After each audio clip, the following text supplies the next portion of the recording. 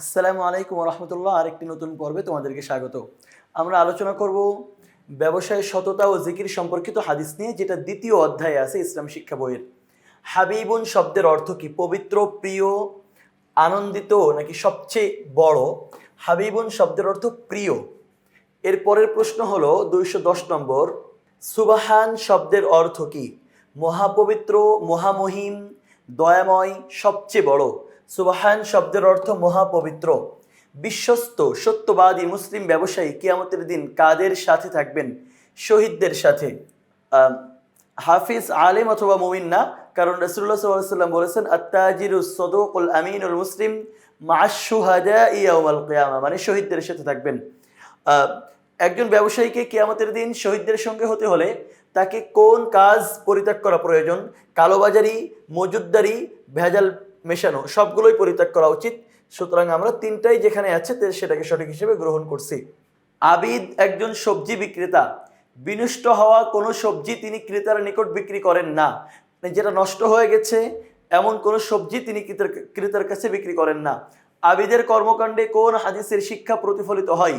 ব্যবসায় সততার যে হাদিসটা আছে এইটা। দানশীলতা পরোপকার বা সৃষ্টির সেবা নয়। মাজিদ সর্বদা সুবহানাল্লাহি ওয়া বিহামদিহি সুবহানাল্লাহিল আযীম পাঠ করায় তার জন্য কিসের পাল্লা ভারী হবে? নেকির, রহমতের, রিজিকের নাকি বরকতের? এইটা পাঠ করলে তার রিজিকে এই নেকির পাল্লা ভারী হবে। সুতরাং ক নম্বর উত্তর সঠিক।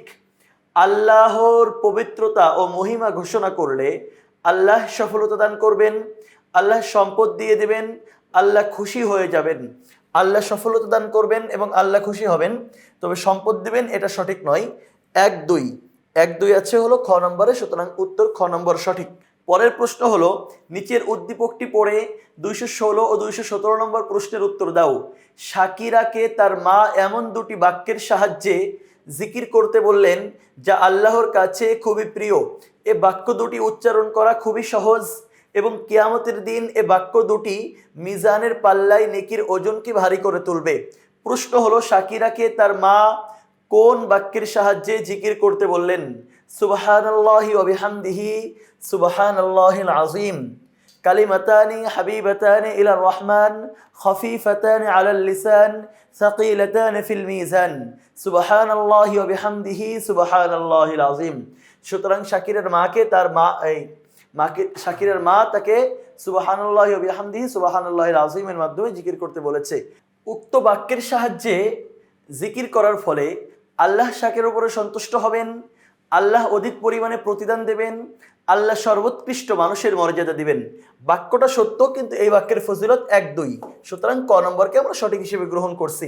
পরের প্রশ্ন হলো, আরিফ সাহেব একজন বিশ্বস্ত, সত্যবাদী ও মুসলিম ব্যবসায়ী। তিনি কারো সাথে প্রতারণা করেন না। প্রশ্ন হলো, আরিফ সাহেবের কর্মকাণ্ডের বিনিময়ে তিনি জিহাদের সমতুল্য মর্যাদা লাভ করবেন, কিয়ামতের দিন শহীদদের সঙ্গী হবেন, আল্লাহ তাআলার অনুগ্রহ লাভে ধন্য হবেন। কোনটা সঠিক?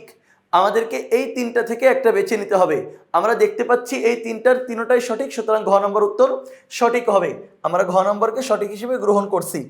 এর পরের প্রশ্ন হলো, আরিফ সাহেবের ব্যবসার নীতি তাকে কোন ধরনের পাপ থেকে রক্ষা করতে পারবে? কুফরি, শিরকি, নিফাকি নাকি ফাসিকি?